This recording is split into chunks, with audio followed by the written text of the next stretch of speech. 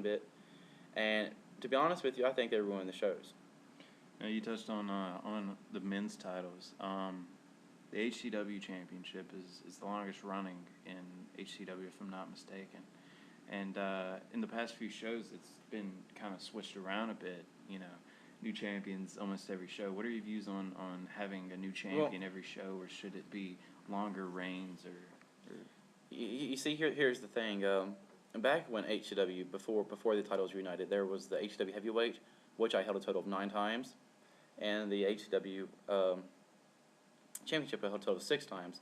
Now those titles were handed around. There was too many titles, too few superstars. Everybody had the title at least 5 or 6 times, and I don't like that. And I was actually the first undisputed champion, defeating Kurt Taylor in the Falls Count Anywhere match. The fact is, if we had shows more regularly, I could see the idea of somebody holding the title for a few shows. But over the last year, we've had shows maybe every 2 months. If we could get back to the one show every month basis, I see no problem with the superstar holding title for a few months. See no problem with that at all. No, I don't want titles to switch over in every show. And no, I don't like the idea of every superstar being involved in more than 2 or 3 matches at a show, such as a tag team match, then a battle royal, and then the main event. I just don't think that's necessary for a show because first of all, it limits the options. There's too many matches going on. You're going to have a last man standing match one month, then you're bound to have one again the next month. You're always going to have a tag team match, elimination tags. It doesn't fit the storyline. Right now, we need a clear storyline. We don't have one of those. True. I've been watching HCW for about a year now, so I'm kind of new to the HCW whole realm. So if I kind of go off and get something wrong, I apologize ahead of time. Now, since we're on the basic of championships, what are some of the other championships you've held in HCW? I've held the tag team a few times in collaboration with Tank and Shadow. I'm not much of a tag team person. I don't work well with people, or I guess you could say they don't want to work well with me. I have held the hardcore title, I believe, about 2 times, but I'm not into the whole hardcore thing. I'm hardcore in every match I do, and if you don't like that, then that sucks for you. I don't need a title to prove that.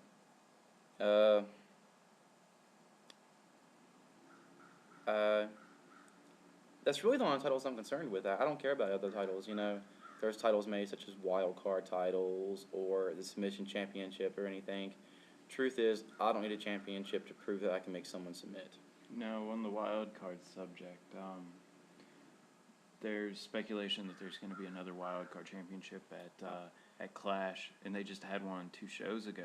I believe that it is very too soon. I find the current predicament with the #1 contendership and the wild card, and that's sort of being mellowed out though by the Fatal 4-Way, where I'm supposed to go on a rivalry with AJ Divine, whereas Robert X is supposed to go on with Kurt Taylor in a best of 7 series. And that predicament will mellow out soon, but I believe it is too soon for a wild card championship. In my opinion, I believe if you want to have a big match with a lot of people, go ahead and make it for the Extreme title, and make it some kind of other match. I really doesn't matter to me if there's a tag team title, match or anything. But the truth is though, the tag team titles, the holders right now are currently 2 new superstars who have no idea what they're doing. They maybe make it to 1, 2, 3 shows a year if that's possible. They've only had 1 show. I didn't even go to that show. Didn't even hear about it actually, which sort of upset me. But they're the tag team champions, and I believe that they should not be in such a main event as Clash. Now I understand Clash is supposed to be for everyone, but in order to be involved with everyone, you have to be someone, and I do not see them as being superstars right now in the making. What are your views on the tag team area, and do you think that HCW could have a good tag team come in the next year or so?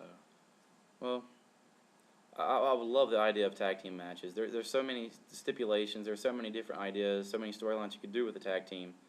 It'd be more interesting for the viewers to watch instead of just single matches going on every now and then. But the truth is, we really don't have enough superstars. We really don't. We have no way of getting our word out a lot. We have contacted a few people, but they are not interested in showing up apparently, as they have not shown. But Yes, I would love to see a tag team, but somebody who's skilled in the ring, somebody who knows what they're doing a little bit, someone who has the idea of what to do. No, on that one, who are or who is your favorite person to wrestle in the ring, or do you have that, or Well, who do you click with well, the most? you see, there's certain things. I have wrestled Kurt Taylor more than anyone else in the ring, and I know his moves like the back of his hand. He knows my moves, so we know what to expect from each other. Uh, Robert X and I look forward to having matches with him more so than I would Kurt Taylor, due to the fact there's more story behind it and more reasons for the match, and we it's I'm not a huge guy, but we're both powerhouses, and that's something people want to watch in a match, two powerhouses. But I'm gonna have to go with my favorite superstar to wrestle in the ring is actually an HW legend. Um, it's gonna have to be the showstopper Ben Hilton. Great performer in the ring. He very charismatic, probably the most charismatic superstar there is. You know, he really didn't care about being a good guy or a bad guy. And in fact, me and him teamed up for a while on a tag team called Prophecy, where I was a different character. You know, more so of a baby face. But I want to touch up on he was a great superstar, and I would love to wrestle him again. But I want to touch up on the topic of Kurt Taylor once again. Really ragging on this guy. He's always been a baby face, or at least he thinks so, and he's digging himself a hole to where nobody thinks he's a baby face. Him and his thing only see him as they're the ones that see him as a baby face. They view themselves as one, but in reality, they're pushing everybody else away, and he himself is appearing to everyone else as a heel. Now, you know, for the past few in the HW polls, I have been voted the past 3 years as the best heel. I do not want to appear myself as a heel. I do what I feel like is needed to do. If I want to please the fans, I'll please the fans. If they don't like what I do, simply they don't like what I do. If they like it, that's good for them. But I necessarily don't want to be a heel all the time. I want to be a good guy too. And it appears the only way I ever get the spotlight is with I'm in a tag team with Kurt Taylor. And you know, I don't like that one bit. You know, when he wrestles, people always watch his matches. But when, you know, the only match I can recall a lot of people watching last was actually the Robert and Dine's match. And truth be told, I don't think they watched that match because AJ Devine was there. You know, everybody seems to care about what AJ Devine thinks these days.